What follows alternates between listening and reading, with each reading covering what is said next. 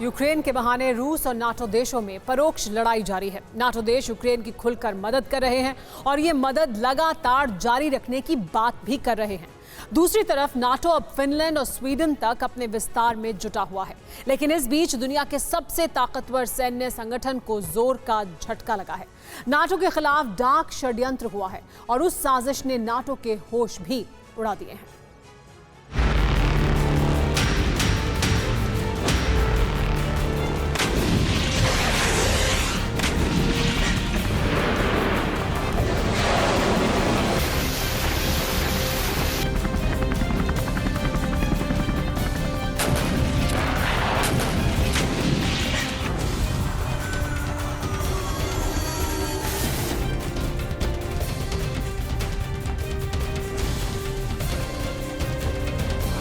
NATO मतलब super power,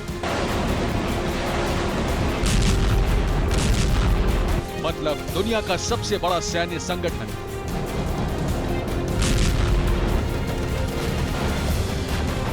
मतलब सबसे ताकतवर वैश्विक हथियारबंद संगठन।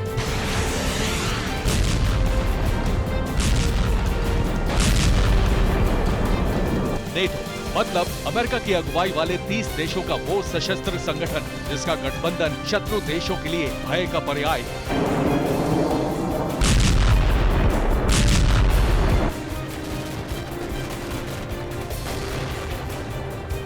तीन परमाणु शक्ति से सुसज्जित देशों का वो संगठन जो हथियारों से लेकर तकनीक तक हर क्षेत्र में अव्वल है।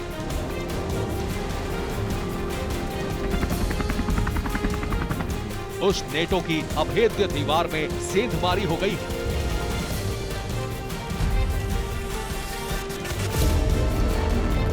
जिसके शौर्य, साहस, ताकत, हिम्मत और एकता से विश्व की शक्तियां खौफ खाती हैं। उस नेटो पर इंटरनेट अटैक हो गया है।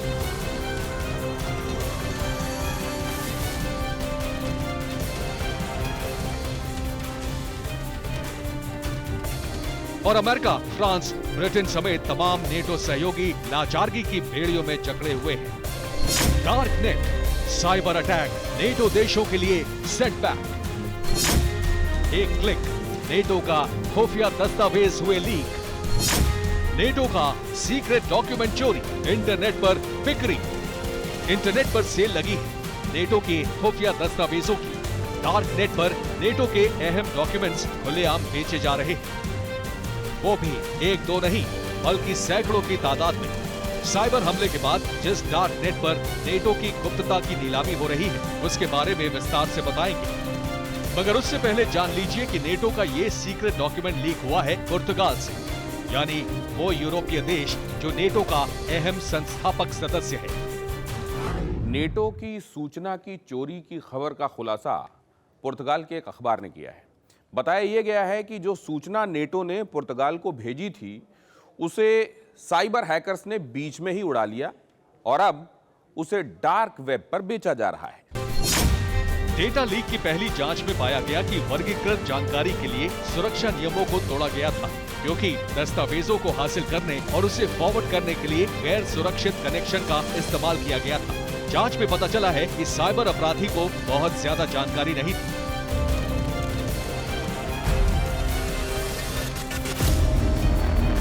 इस डेटा लीक पर नेटो में हड़कंप मचा हुआ है। रिपोर्ट के माने तो नेटो ने पुर्तगाली सरकार से स्पष्टीकरण की मांग की है, क्योंकि पुर्तगाल से चुराए गए गोपनीय नेटो दस्तावेज डार्क वेब पर बेचे जा रहे हैं। रिपोर्ट के मुताबिक 2 पुर्तगाली अधिकारी अगले हफ्ते एक उच्च स्तरीय बैठक के लिए ब्रुसेल्स स्थित नेटो मुख्यालय जाएंगे। इस डेटा लीक पर स्पष्टीकरण देंगे। ये पहली बार नहीं है जब पुर्तगाल को नेटो के दस्तावेजों के सुरक्षा उल्लंघन में शामिल पाया गया हो। इससे पहले साल 2018 में भी पुर्तगाल के खुफिया अधिकारी फेडरिको कार्वालो गिल को रूस के लिए जासूसी का दोषी पाया गया था। फेडरिको ने नेटो और यूरोपीय संघ के दस्तावेजों को रूस को बेचा था। 4 साल बाद फिर से पुर्तगाल से ही खुफिया दस्तावेजों की चोरी हुई है और इस बार समूची दुनिया में डार्क नेट के जरिए इसे बेचा जा रहा है।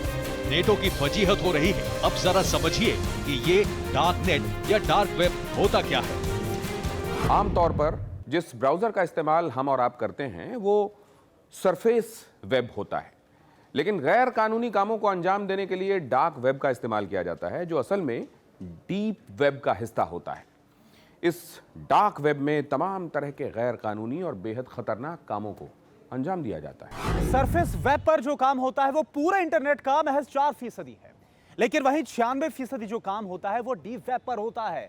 लेकिन डीप वेब पर जो काम होता है वो सभी काम गैर कानूनी नहीं होते, लेकिन डीप वेब के अंतर्गत जो काम डार्क वेब पर होता है वो गैर कानूनी होता है। यूं तो डार्क वेब डीप वेब का एक छोटा सा हिस्सा है, लेकिन ये साइबर क्राइम का एक बहुत बड़ा अड्डा है। आपको जानकर हैरानी होगी कि हर साल हजारों लोग डार्क वेब को सब्सक्राइब करते हैं।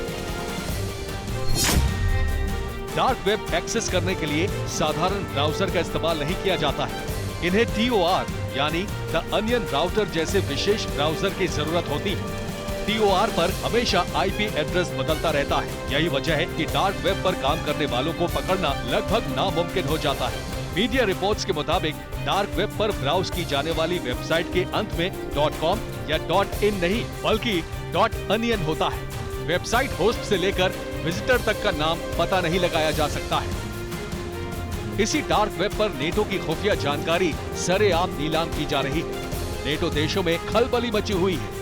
पुर्तगाल सरकार ने दावा किया है कि वो हर एंगल से इसकी जांच करेंगे, क्योंकि पुर्तगाल नेटो का संस्थापक सदस्य है। जांच के बीच जिस तरह से नेटो की वजीहत हो रही है वो शक्तिशाली संगठन के लिए शर्मनाक भी है, खतरनाक भी।